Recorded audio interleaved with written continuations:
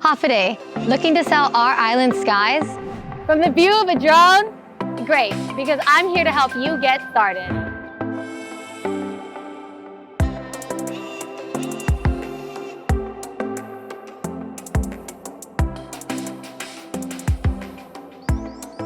Unmanned aerial vehicles, or drones, are powerful tools that can help us in more ways than one.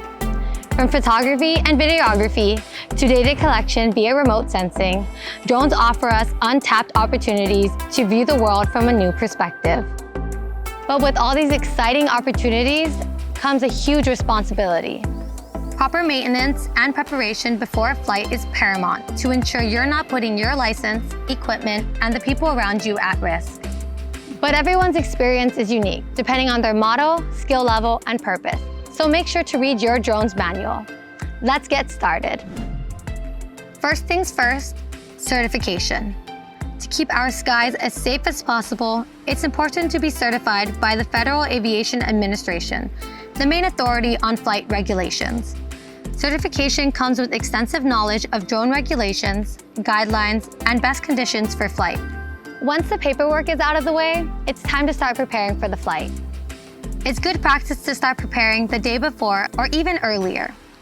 Trust me, you wouldn't want to go out on the field all ready to fly, just to find out that your batteries are dead or that you have no more storage space.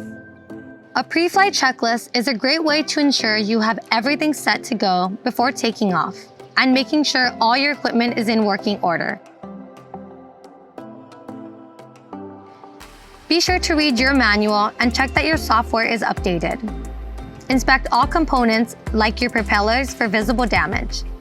Things like small cracks or dings can go unnoticed without regular inspection. If you do see any damaged component, replace it or repair it. Make sure the batteries for both your drone and your controller are sufficiently charged and not warped. I recommend cooling your batteries before inserting it into your drones and after using it.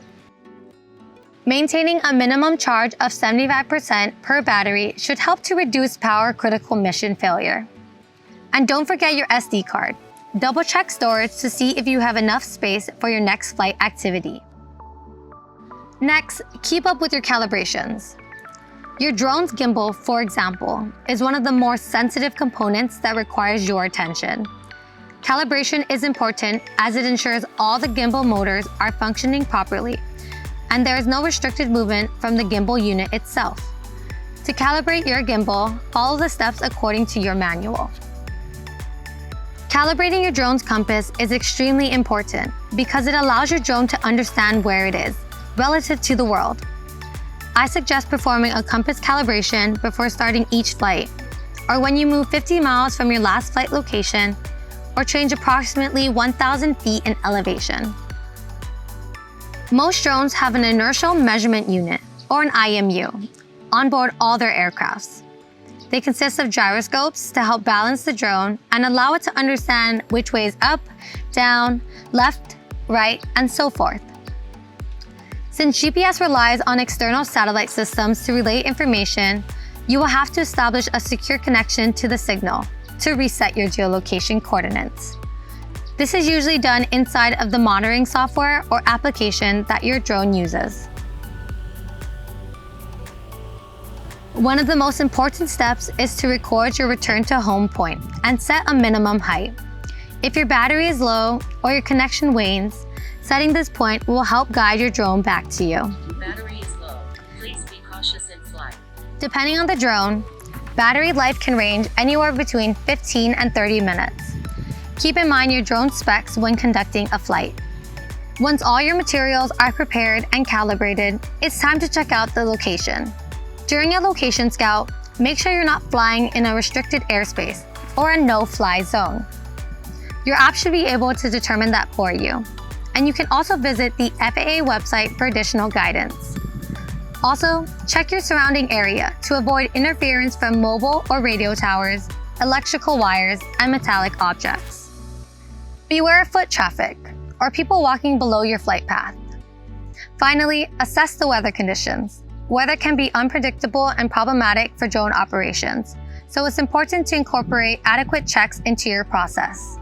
This includes wind speeds, rain, visibility, and fog. Great, now that you've taken the time to prepare the day before, the day of flight should be a breeze. I recommend keeping a flight log, like this, to keep track of all your flights. It includes notes like the duration, your team involved, and any issues you might have encountered. During a drone flight, it is always recommended to go in a team, or at least with one partner. Make sure everyone involved knows what their roles are. Keep your equipment in a secure place. Before flight, inspect your drone for damage. Yes, again. This includes your motors and your propellers for warming and damage. Make sure your return to home point is set and that you are in flight mode, not sport mode. Once you recalibrate your drone's compass, check your controller and make sure your antennas are parallel to each other. Now that everything has been checked, it's important to observe the launch area and locate the most suitable launch site. Ideally, the drone will want to be set on an even surface, with nothing obstructing the area immediately above or around it. Once that's set, you're ready for takeoff.